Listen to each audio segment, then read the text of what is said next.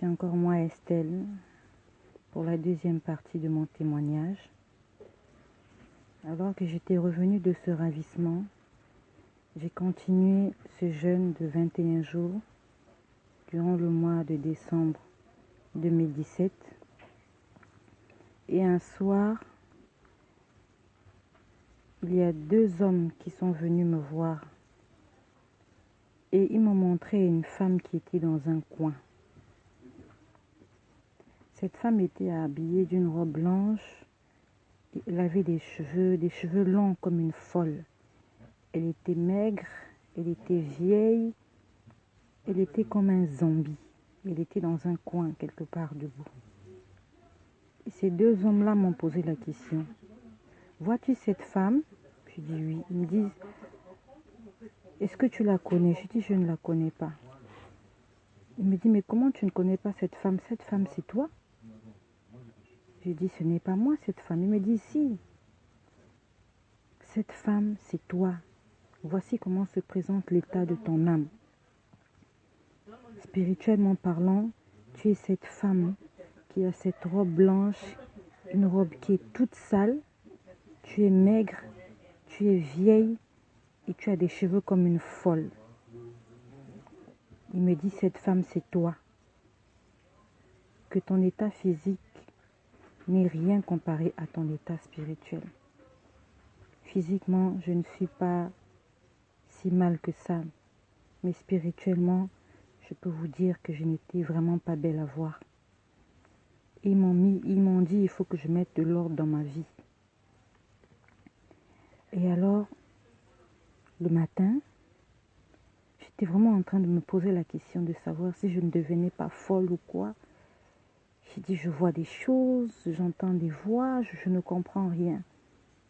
Et j'étais toujours en prière des 21 jours. Et pendant que j'étais en train de prier, cette voix, c'était toujours la voix d'un homme. Pendant que je priais, il me disait, dans tes prières, demande que le Saint-Esprit te possède. Demande au Saint-Esprit de venir te posséder, de venir dans ta vie, dans ton cœur. Et c'est ce que je faisais. Quand je priais, je disais, Saint-Esprit, possède-moi. Saint-Esprit, possède-moi.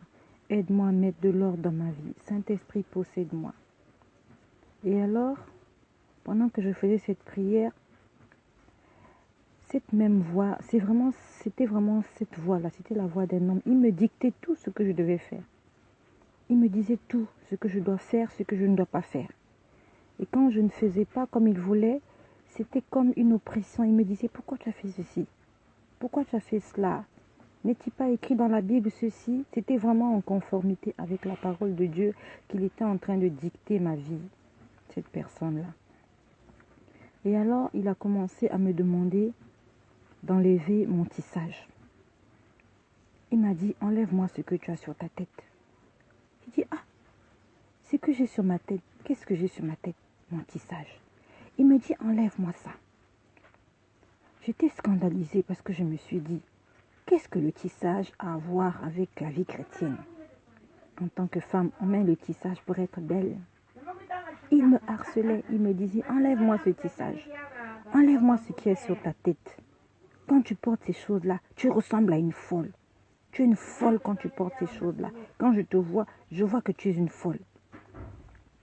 La première fois, je suis allée enlever mon tissage, mais avec beaucoup de peine. Et il ne m'a plus fait de réprimande.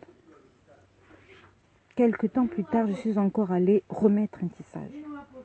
Il a continué à me dire, enlève-moi cette chose-là que tu as sur ta tête. Enlève-moi ça, je n'aime pas ça. C'était vraiment au-delà de ce que je pouvais imaginer. Je me suis dit, mais Dieu regarde au cœur. Qu'est-ce que mon tissage a à faire avec mon état spirituel? Quel est l'impact de mon tissage sur ma vie spirituelle?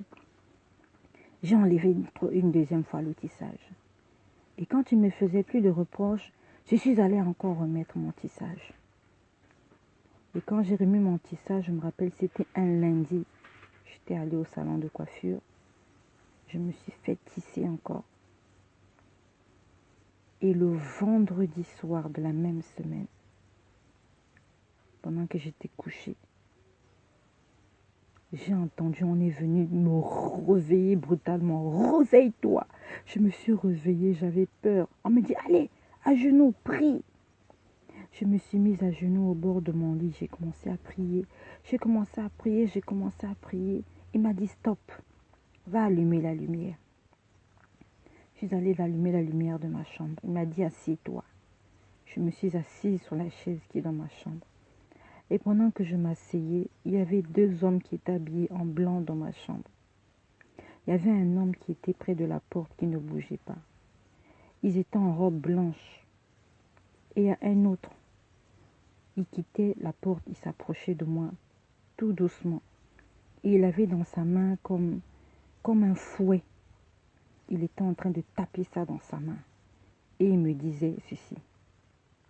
Donc toi, depuis qu'on te demande d'enlever cette chose-là que tu as sur la tête, tu n'entends pas. Aujourd'hui, là, on va te chicoter. Il n'avait même pas encore terminé sa phrase. Je me suis levée. J'ai commencé à crier. J'ai dit non, ne me frappez pas, ne me frappez pas. Je suis entrée dans ma chambre, enfin, là où je garde mes affaires. J'ai commencé à fouiller les tissages. Non, je suis partie dans la douche. J'ai arraché ce que j'avais sur la tête. J'ai arraché cela, j'ai pris la gilette, j'ai enlevé. Ça faisait mal parce que, pour ceux qui connaissent, quand on met la closure, le lance frontal, on utilise la colle tout autour. Et il fallait que j'arrache cette colle qui n'avait même pas encore une semaine sur ma tête. J'ai arraché la colle. Mes cheveux se sont arrachés. Après, j'ai pris la gilette, j'ai commencé à détacher du tissage. Ils étaient toujours là. Ils me disaient, enlève-moi ça, enlève-moi ces choses-là. Je n'aime pas voir ces choses-là. J'ai tout enlevé, j'ai enlevé mon tissage. Il m'a demandé, allez, fouille les tiroirs. J'ai ouvert tous mes tiroirs, j'ai enlevé tout mon tissage. J'ai pris tous mes tissages, j'ai pris tous mes mèches. Ils étaient là derrière moi, j'étais paniquée. Je ne sais même plus quelle heure il était, j'étais paniquée. J'ai tout ramassé, j'ai ramassé mes tissages, j'ai ramassé mes mèches, mes perruques, j'ai tout pris. Et il savait exactement là où ça se trouvait. Quand j'avais oublié, il me dit, reviens, fouille ici. Quand je fouille, il y avait des mèches, j'en avais partout. J'ai pris toutes mes mèches. Il m'a dit, allez, balance-moi tous ces chiffons là dehors. Je suis allée, j'ai déposé ça sur mon balcon. Et je suis entrée dans la maison. J'étais en pleurs, j'étais en train de pleurer, j'étais en train de crier, en train de hurler, parce que j'étais en train de vivre quelque chose que je n'avais jamais vécu de ma vie.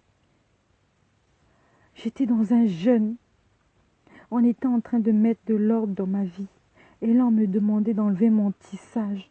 J'étais en train de pleurer.